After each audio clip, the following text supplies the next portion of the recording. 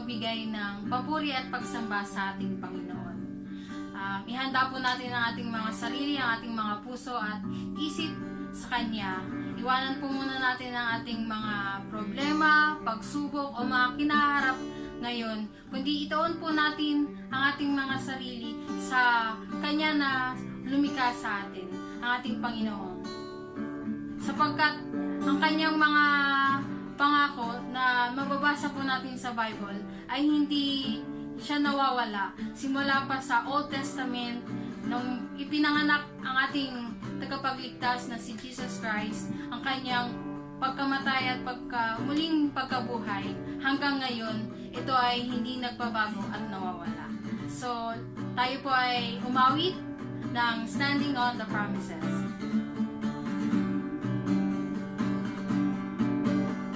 Standing on the promises of Christ my King, through eternal ages let His praises ring. Glory in the highest I will shout and sing. Standing on the promises of God. Standing, standing, standing on the promises of God my Savior. Standing, standing, I'm standing on the promises of God. Standing on the promises I cannot fall. Listening every moment to the Spirit's call. Resting in my Savior as my all in all. Standing on the promises of God. Standing, standing, standing on the promises of God my Savior. Standing, standing, I'm standing on the promises of God.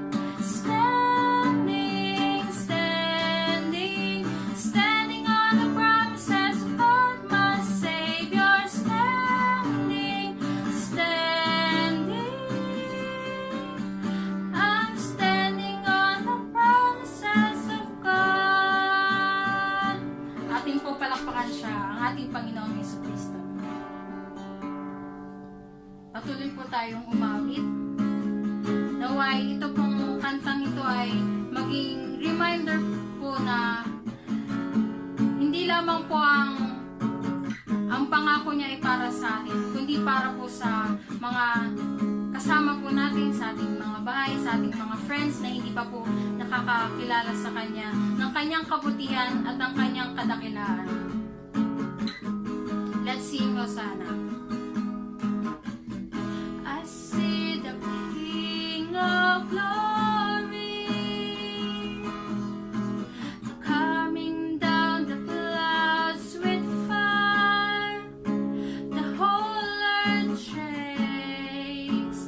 The whole earth shakes. Yeah.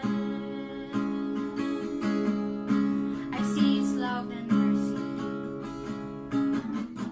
I see His love and mercy.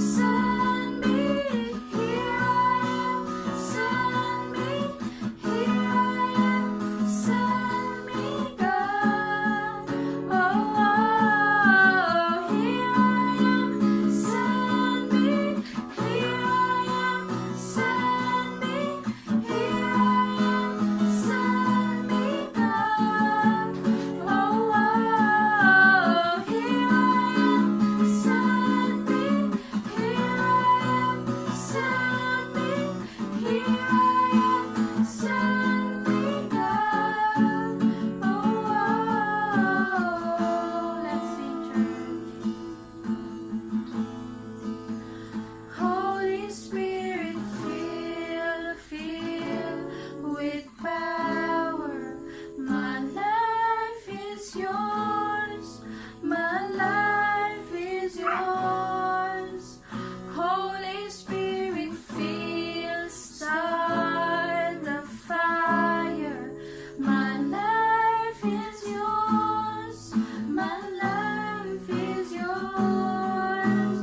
Holy Spirit, fill with power. My life is yours, my life is yours. Holy Spirit, fill, start a fire. My life is yours, my life is yours. Send me to my nation, send me to my neighbors, send me with your love. Oh, send me to the nations, send me to my neighbors, send me with your love. Oh, send me to the nations, send me to my neighbors, send me with your love.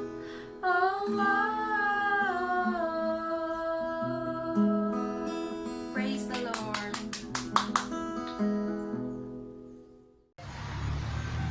Bago po tayo dadako sa isang panalangin, nais ko lang pong basahin sa aklat ng Roma 12:1. Ito po ang sinasabi. Kaya nga mga kapatid, alang-alang sa masaganang habag ng Diyos sa atin, ako'y namamanhik sa inyo, ialay ninyo ang iyong sarili bilang handog na buhay, banal at kalugod-lugod sa Kanya. Ito ang karapat-dapat na pagsamba ninyo sa Diyos. Purihin po ang Diyos sa pagkadinig at pagkabasa ng Kanyang salita. Tayo po'y manalangin. Ama naming Diyos na makapangyarihan sa lahat, Lord, salamat sa pagkakataong ito na muli kami po Diyos ay maglaan na naman po ng oras sa iyo upang amin kang sambahin, amin kang papurihan, amin kang awitan o Diyos. Lord, despite po sa mga nangyari for our nation, God, regarding COVID, but still, God, hindi pa rin kami huminto sa pagpupuri sa iyo, sa pagbigay pasasalamat sa iyo, dahil alam po namin na you're bigger than our problems. And Lord, at pinakita mo po yung provision mo sa buhay namin, dahil taglay pa rin namin yung mga pagpapala na pinagkaloob niyo po sa amin. Kaya Lord, sa umagang ito, maging dapatin niyo po kami sa aming paglapit sa iyo. Nawa yung tatanggapin namin pagpapala, Lord, sa umagang ito, nawa ito yung magiging pamantayan sa aming pamumuhay at maging encouragement sa bawat isa po na magsubaybay nitong online worship o God, Lord. And alam po namin na every situation, Lord, na na-encounter namin sa buhay, mayroon kang purpose, O God. At Lord, hindi kami titigil sa pagpupuri sa iyo. But still, Lord, patuloy kami manampalataya sa iyo, lumapit sa iyo, at higit sa lahat, Lord, magpuri sa iyo. Kaya Lord, sa umagang ito, saan mang dako ang mga kapatid namin naroon, nawa yung pagpapala mo, nawa yung presensya mo, O Diyos, ay naroon sa puso at isipan ng bawat mananampalataya. Kaya Lord, sa umagang ito, pinupuri ka namin at dinalakihan sa tanging pangalan na si Jesus na aming tagapagligtas. Amen.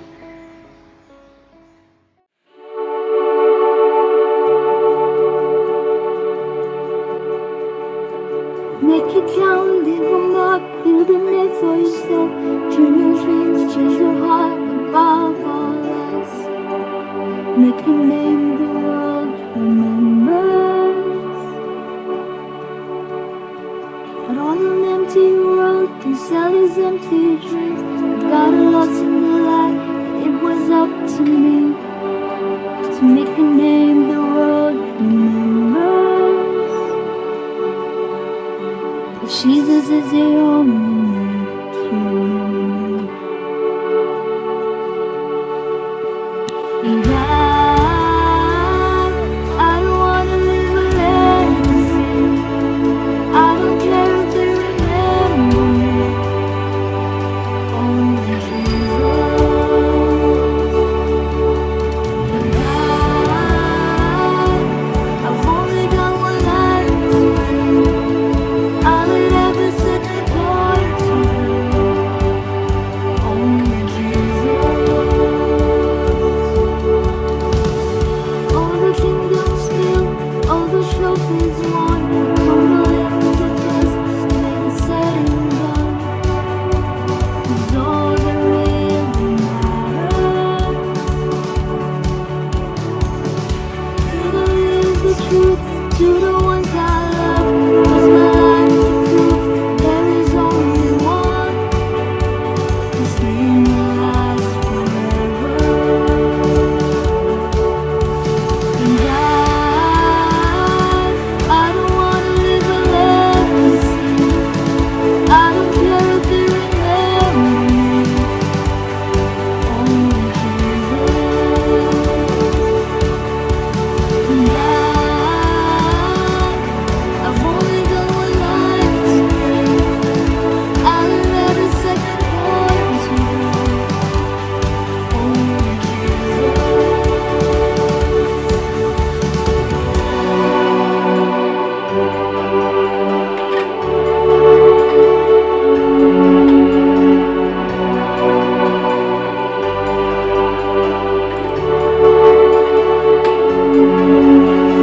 Jesus is the only name.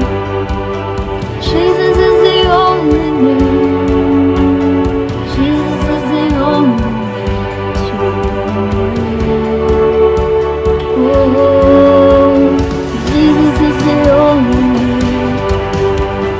Jesus is the only name. Jesus is the only name to I don't wanna live a legacy. I don't care if they remember me. Only Jesus. And I've only got one life to live. I will never sit the born to only Jesus.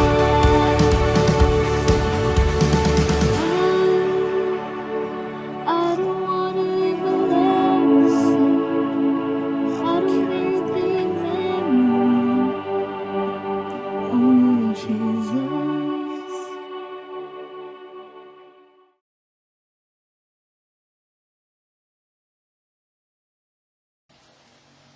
A blessed Sunday to all. Today our message is about being watchful before the coming of the King.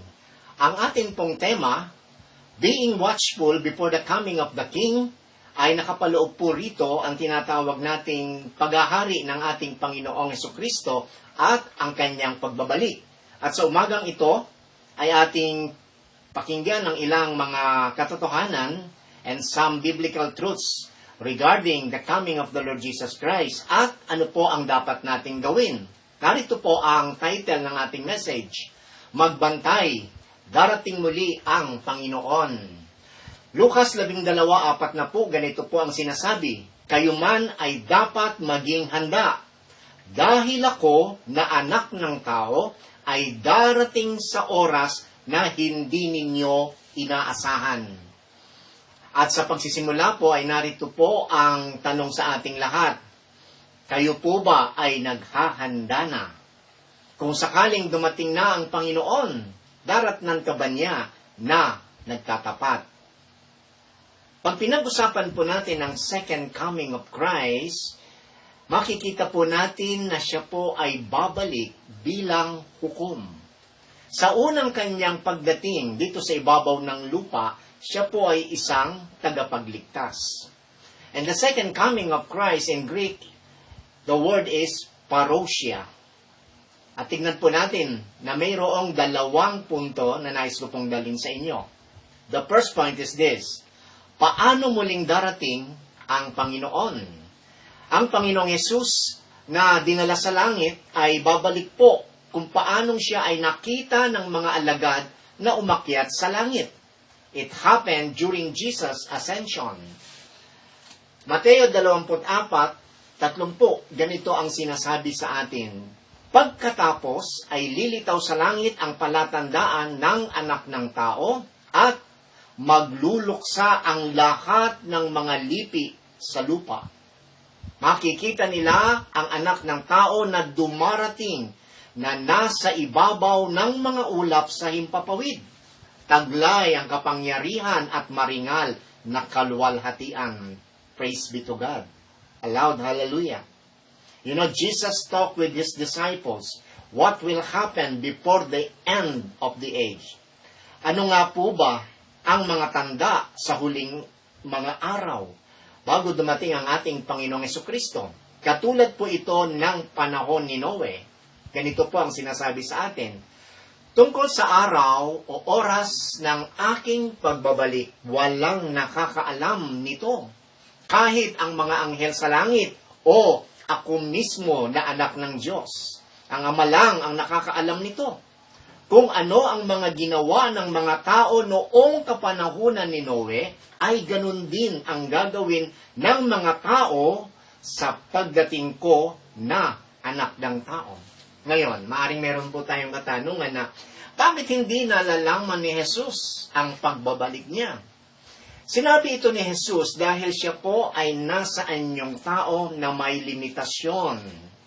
He was speaking with the human mouth out of the human soul with limited knowledge as a man, in perfect submission to his Father's will and plan of salvation. Ano po ba ang ginawa ng mga tao noong naghahanda si Noe sa pagpasok sa daong? You remember Noah's Ark? Ganito po ang sinasabi, ng mga araw na iyon, bago bumaha, ang mga tao'y nagsisikain, nagiinuman, at nagsisipag-asawa hanggang sa araw na pumasok si Noe sa barko. Wala silang kaalam-alam na mangyayari o sa mangyayari hanggang sa dumating ang baha at nalunod silang lahat. Ganyan din ang mangyayari sa pagdating ko na anak ng tao. Mateo 24:36 hanggang 39. Hindi pa ito ang wakas. Nang kausap niya ang kanyang mga alagad. Mga tanda lamang ito na mangyayari. Ang mga ito ay simula pa lamang ng paghihirap. Kaya naroroon po, may digmaan, mayroong taggutom, lindol, salot, plague. At yan po ay nararanasan na natin sa kasalukuyang panahon. Matinding kasamaan. Kaya ang kahirapang dulot ng COVID crisis natin ngayon ay babala na sa mundong ito. Na ang Diyos ay nagsasalita sa mga tao na bumalik po sa Kanya. There is a call for us, for all the people, to return to God and repent of their ways. Sabi nga, magsisi at tanggapin si Jesus bilang Panginoon at tagapagligtas. Remember, life is short. And God is in control and sovereign. And when He comes again, He is no longer Savior but Judge. We will stand before the judgment seat of Christ. And the second coming of Jesus Christ is like what? A thief in the night. Katulad po ng magnanakaw. Ganito po ang sinasabi. Alam na ninyo na ang pagbabalik ng Panginoon ay katulad ng pagdating ng isang magnanakaw sa gabi. Mangyayari ito habang inaakala ng mga tao na mapayapa at ligtas ang kalagayan nila. Biglang darating ang kapahamakan nila at hindi sila makakaligtas. So there's the warning. Ngunit kayo mga kapatid ay hindi namumuhay sa kadiliman. Kaya hindi kayo mabibigla sa araw ng pagbabalik ng Panginoon katulad ng pagkabigla ng isang tao sa pagdating ng magnanakaw. Unang Tesalonica 5:1-4. Ngayon, tingnan po natin ang susunod na tanong. Paano bababa sa langit ang Panginoon? Well, ang sabi po rito, sa araw na iyon, ang Panginoon mismo ang bababa mula sa langit kasabay ng malakas na utos. Maririnig ang pagtawag ng punong anghel at ang pagtunog ng trumpeta ng Diyos. Ang mga namatay na sumampalataya kay Kristo ang unang bubuhayin. Pagkatapos, ang mga buhay pa sa atin sa araw na iyon ay kasama nilang dadalhin sa mga ulap para salubungin ang Panginoon sa himpapawid at makakasama na natin ang Panginoon magpakailanman. Unang Tesalonica 4, 16 hanggang 17. So nakita po natin mga kapatid kung papaano darating ang ating Panginoon. Ngayon po, sa kanyang pagbabalik, narito po ang second point, second proposition, paano mamumuhay bago dumating ang Panginoon. Tayo po ay naghihintay sa kanyang pagbabalik. Apostle Paul described how ungodly will be the last days. Ito po mga kapatid, nakakalungkot. Ang nagaganap ngayon sa sanglibutang ito. Sabi po ni Apostol Pablo, tandaan mo ito, magiging mahirap ang mga huling araw dahil magiging makasarili ang mga tao, sakim sa salapi, mayabang, mapagmataas, mapang-insulto, masuwayin sa magulang, walang utang na loob, at hindi makadiyos. What else? Ayaw nilang makipagkasundo sa kaaway nila, malupit, walang awa, mapanira sa kapwa, walang pagpipigil sa sarili, at galit sa anumang mabuti. Hindi lang yan, mga taksil sila, mapusok, mapagmataas, mahilig sa kalayawan, sa halip na maibigin sa Diyos. Pinapakita nilang makadiyos sila, pero hindi naman nakikita ang kapangyarihan nito sa buhay nila. Iwasan mo ang mga taong ganito. 2 Timoteo 3:1 hanggang 5. You know, our times are times of evil. So many evil. Evil is rampant. We are in the last days where more injustice is seen around us. Nandun po yung greed, unbelief to God, ungodliness, corruption, violence, outright immorality like adultery, homosexuality, fornication, sexual sins and problems, teenage unwed pregnancy, premarital sex, cheating, lying, you know what? And the list goes on and on and on. And this is the world where we are living right now. At ganito pa po ang sinasabi, kaya mag-ingat kayo kung paano kayo mamuhay.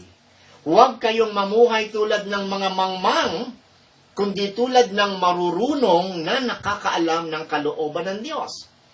You remember last time the parable of the 10 virgins? 5 sa kanila ay matatalino. Pero 5 sa kanila ay mangmang.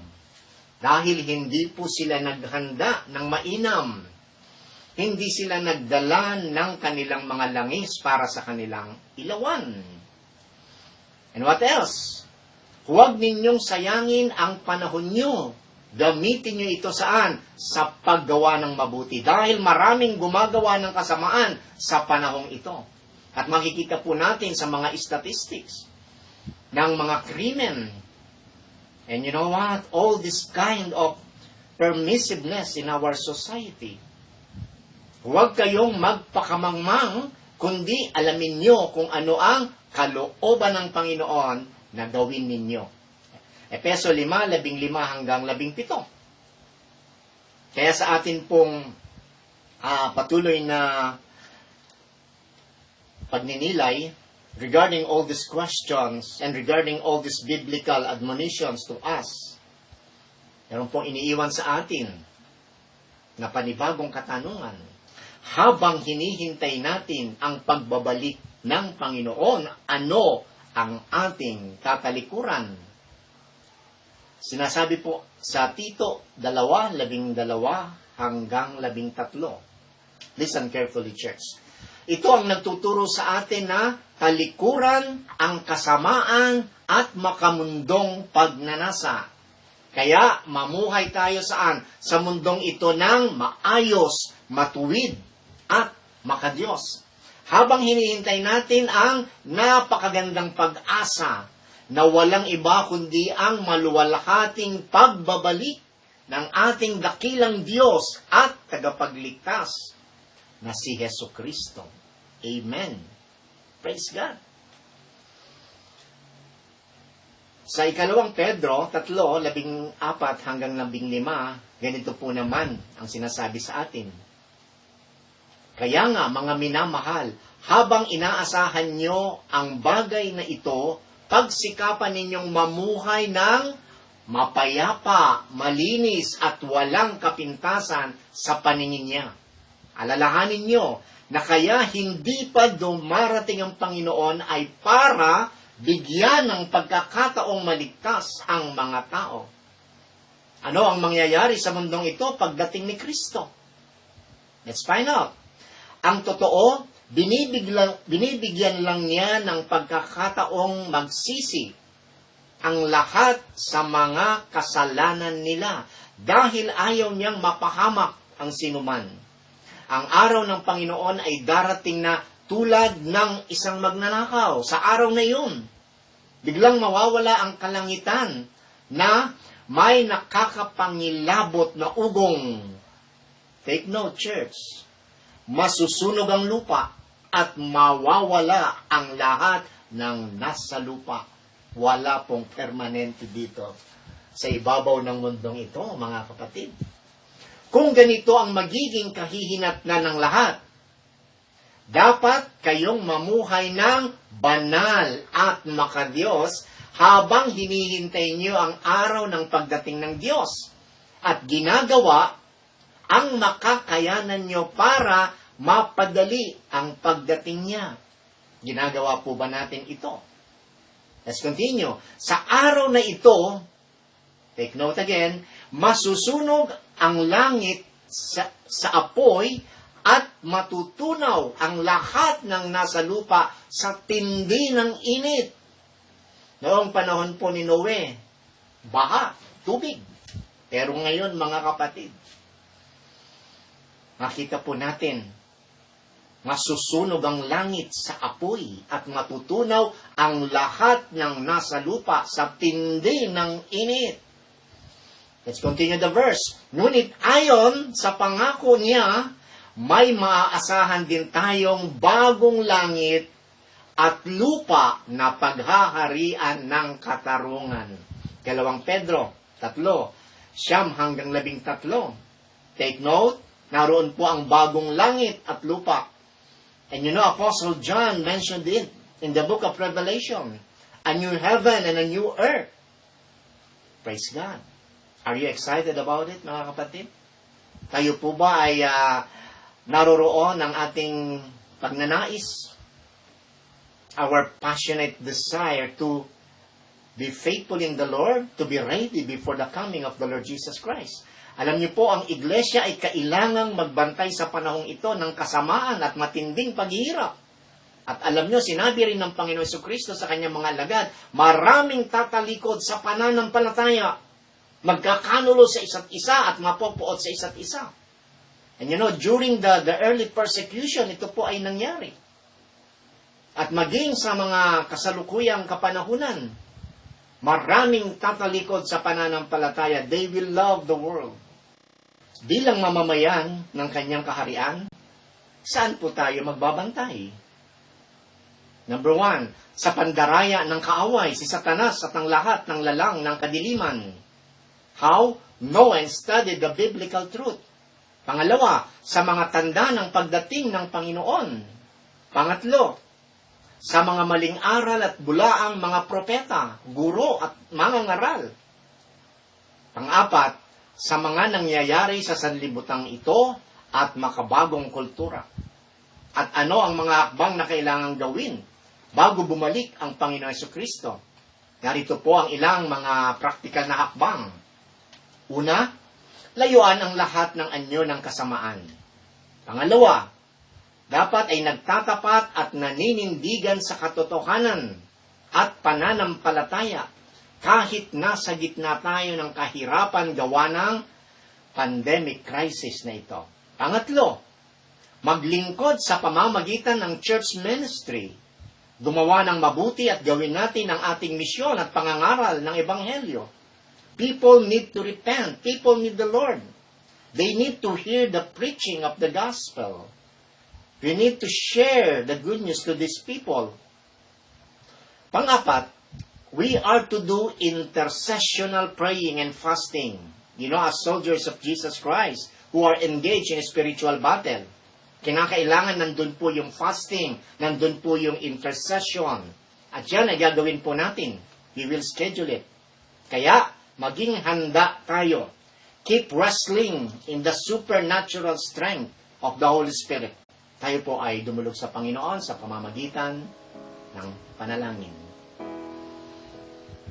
Thank you, Father, for giving us once more, O God, the message, the warning, the admonition, kung papaano kami, O Diyos, ay maghihintay na naroon ang katapatan sa iyo, sa aming pananampalataya, na kami naroroon matatag at aming pinanghahawakan, Panginoon, ang iyong pangako, na kung papaanong, Panginoong Jesus, sa iyong pagbabalik, matagpuan kami, na iyong iglesia, na iyong mga alagad, na nagtatapat, nagbubunga, at naroon, Panginoon, na kami ay nagbabantay laban sa anumang lalang ng kaaway.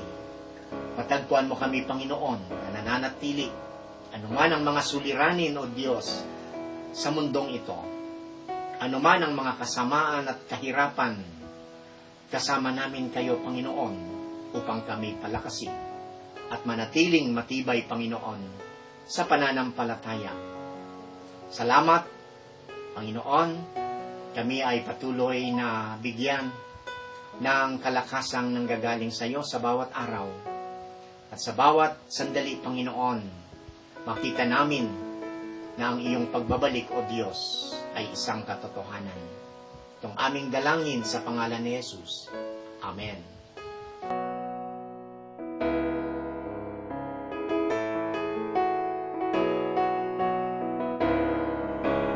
Mga kapatid, magandang umaga po sa ating lahat.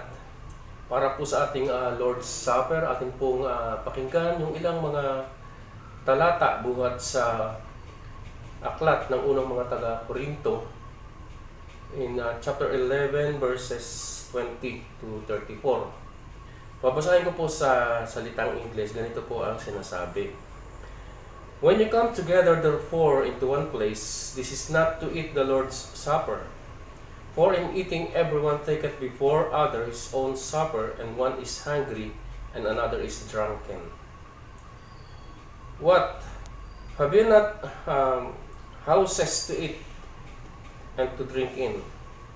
Or despise ye the church of God, and shame them that have not? What shall I say to you? Shall I praise you in this? I praise you not. For I have received of the Lord that which I also delivered unto you, that the Lord Jesus, the same night in which he was betrayed, took bread. And when he had given thanks, he broke it and said, Take it, this is my body, which is broken for you. Do this in remembrance of me. And in the manner also he took the cup, when he had supped, saying, The cup is the New Testament in my blood.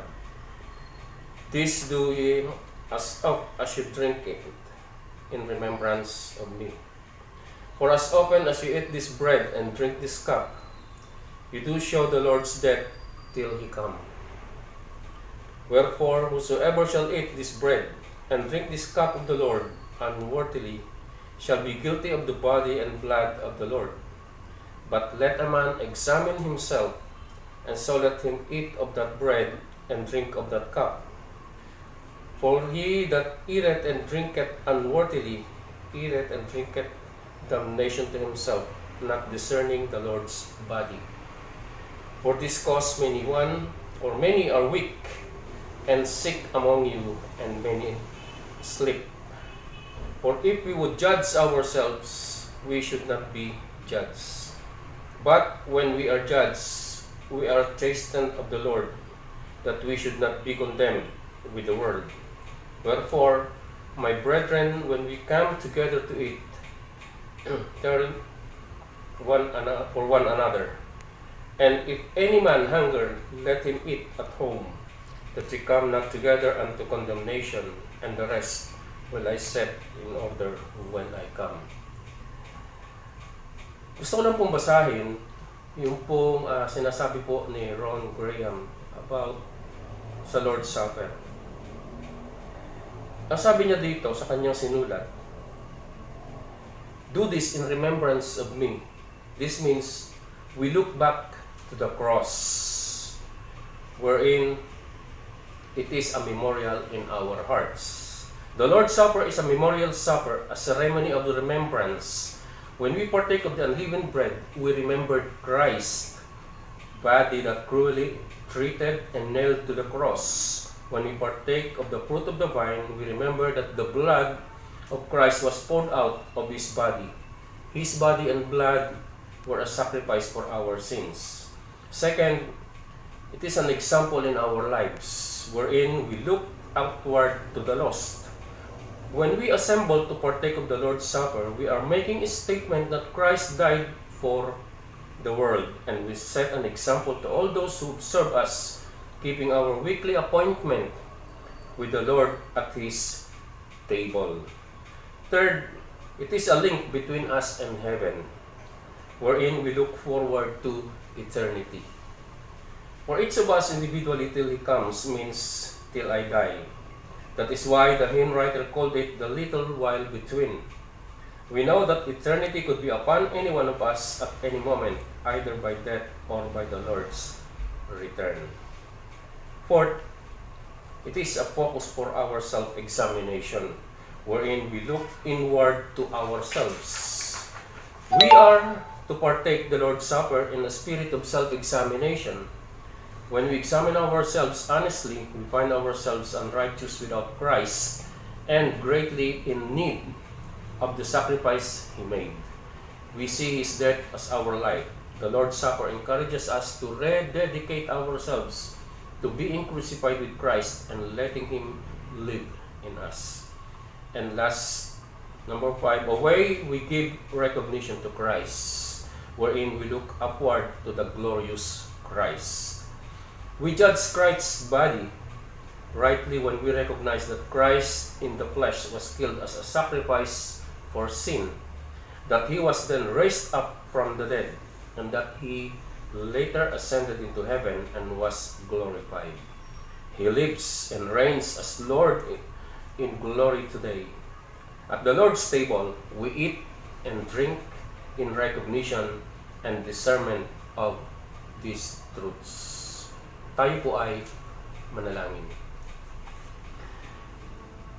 Ama naming Diyos na makapangyarihan sa lahat, tunay nga Ama na napakadakila mo. Tunay nga o Diyos na ang iyong pagmamahal sa amin ay walang hanggan. Na kami Panginoon nandito upang tanggapin ang mga simbolo ito ng katawan at dugo ng aming Panginoong Jesucristo. Na kung saan Panginoon, ang aming Panginoong Jesucristo na bayubay doon sa krus, namatay, nilibing at muling nabuhay. And that is the culmination ng dahil sa pangyayaring ito, Panginoon. Kami po ngayon ay mayroong kapatawaran sa aming mga naging kasalanan, sa aming mga kasalanan, at nagkaroon kami, Panginoon, ng pag-asa sa buhay na walang hanggan. Nawa, O Diyos, siyasatin namin ang aming mga sarili, at nawa ang mga simbolong ito ng katawan at dugo ng aming Panginoong Jesucristo ay iyong pagpalain. Nang sa gayon, O Diyos, ito ay maging kalakasan ng aming mga pananampalataya.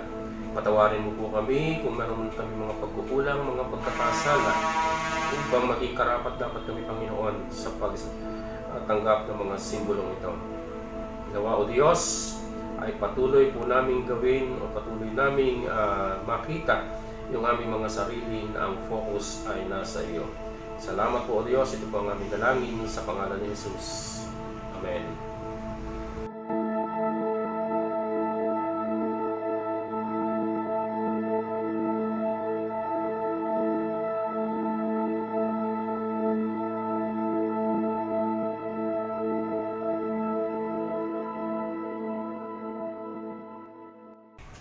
Ngayon po naman mga kapatid, para po sa ating pagbibigay, let me read to you from the book of Luke chapter 21 verses 1 to 4.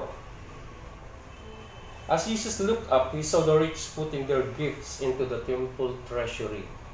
He also saw a poor widow put into very small copper coins. Truly I tell you, he said, this poor widow has put in more than all the others. All these people gave their gifts out of their wealth, but she, out of her poverty, put in all she had to live on. When it comes to giving, since the Lord observes and evaluates our giving, we must give as unto Him. This widow's giving pictures two things.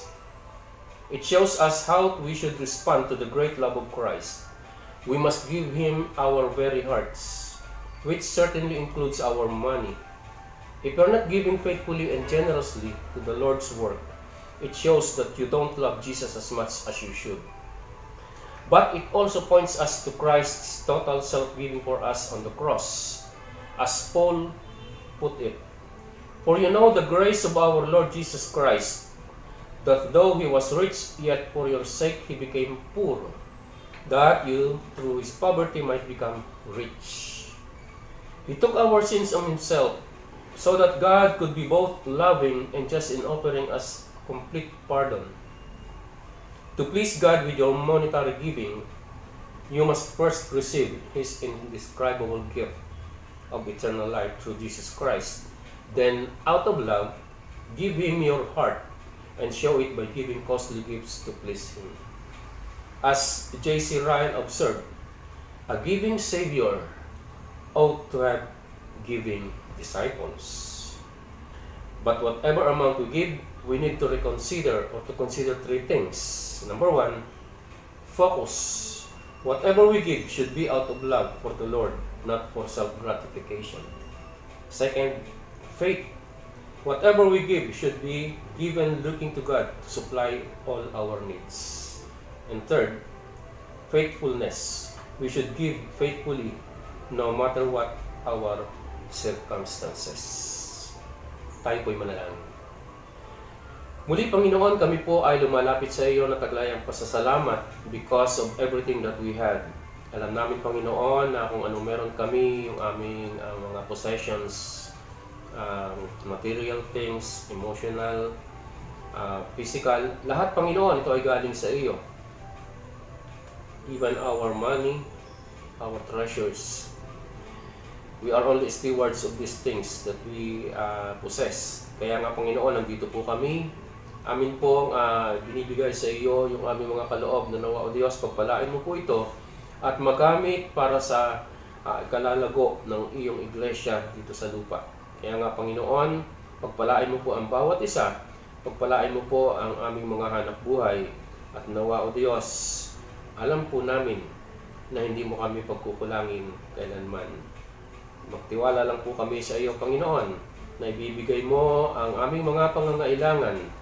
Gawin may gawin namin yung aming mga responsibilities bilang mga anak mo.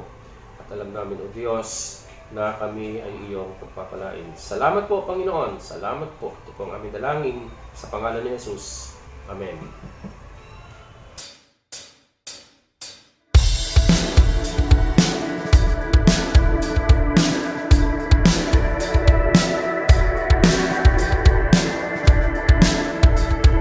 Sa lahat po ng ating mga kapatid sa Soul Seeker Church, Antipolo City, patuloy pa rin po ang ating online worship sa buwang ito ng Hulyo. Tuloy pa rin po ang ating online worship sa buwang ito ng Hulyo. Hinihintay pa rin po natin ang mga latest development kung kailan po tayo magre-resume ng ating corporate worship sa loob ng ating bahay-sambahan sa Inday Subdivision. Nasa quarantine pa rin po tayo, pataas ng pataas ang COVID-19 cases at mahigpit pa rin ang pagpapatupad ng mga community regulations and restrictions. Anyway, let's keep worshiping the Lord through our online worship. At sa kasalukuyan po ay patuloy ang ating renovation ng bahay-sambahan. At salamat po Thanks so much sa lahat ng tumutulong financially through their pledges and faithful giving. At reminder po ulit sa ating lahat, ipadala po ang inyong photos ng family gathering together during online worship in your house. Send it po sa ating group chat. Be on time, 9:30 a.m. Ulitin po natin, 9:30 a.m. At ipadadala naman po before that time ang link ng ating online worship ni na Sister Hannah and Sister Bob. Okay po? Also, don't forget our offerings in the envelope to the Lord. Okay po? So, lagyan po natin ng date bawat offering. Kung paano nyo po ipadadala sa church, kindly send personal messages to Sister Lernie or Sister Levy. So, keep praying, fasting, and interceding for God's way in this pandemic crisis. Yan lamang po mga kapatid. God bless us.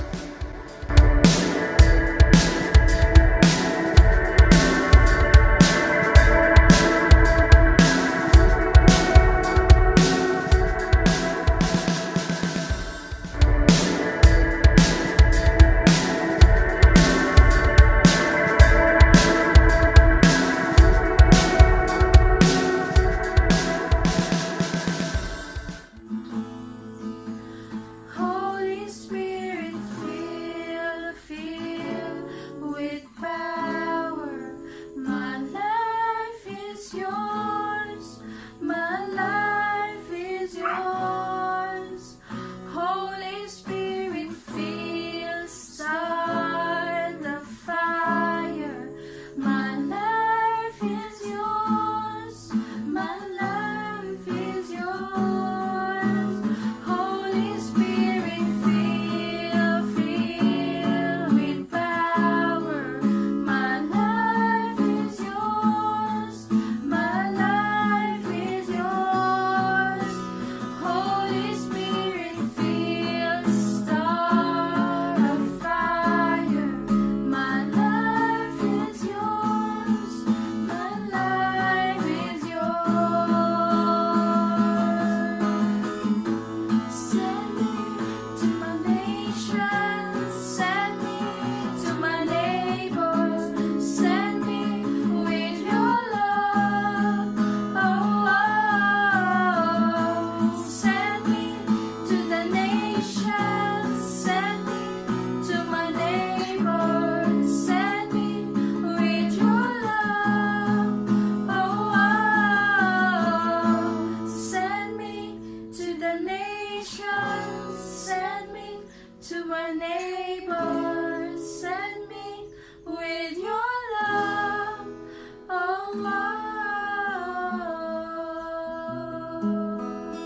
Praise the Lord. Tayo manalangin. Dakilang Diyos na makapangyarihan sa lahat, salamat po sa araw na ito, sa patuloy na pagkakaloob mo, ng pagkakataon na kami ay magkatipon, even na kami ay magkakalayo. Salamat Panginoon sa buhay at lakas na patuloy mong ipinapahiram sa amin. Salamat din sa mensahe na nagbibigay sa amin ng tibay, ng pag-asa. At nalalaman namin Panginoon na hindi mo kami pabayaan sa kabila ng pandemic crisis na ito. Dalangin namin na mga kapatid namin na may sakit, ang mayroong mga dinadalang problema sa kanilang buhay. Dalangin namin Panginoon ang kapayapaan ang igawad mo sa kanila. At ngayon din Panginoon sa aming muling pagbabalik o pagtitipon physically sa church. We pray Panginoon na mas maging excited kami muli sa aming mga pagkikita. I-prepare mo Panginoon hindi lamang aming katawan kundi ang aming puso at isipan sa muling pagbabalik Panginoon ng corporate worship. At naniniwala kami Panginoon dahil sa pangyayari ito, lalo mo kami pagtitibayin at ang pagpapala ay patuloy mong ibibigay sa amin.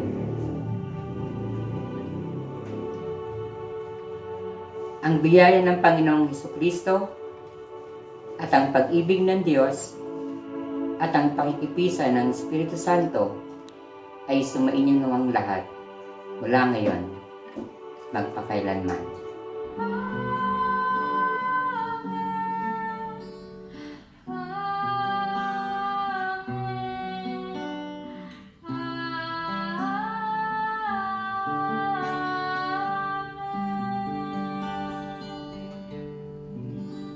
Magandang umaga po sa ating lahat.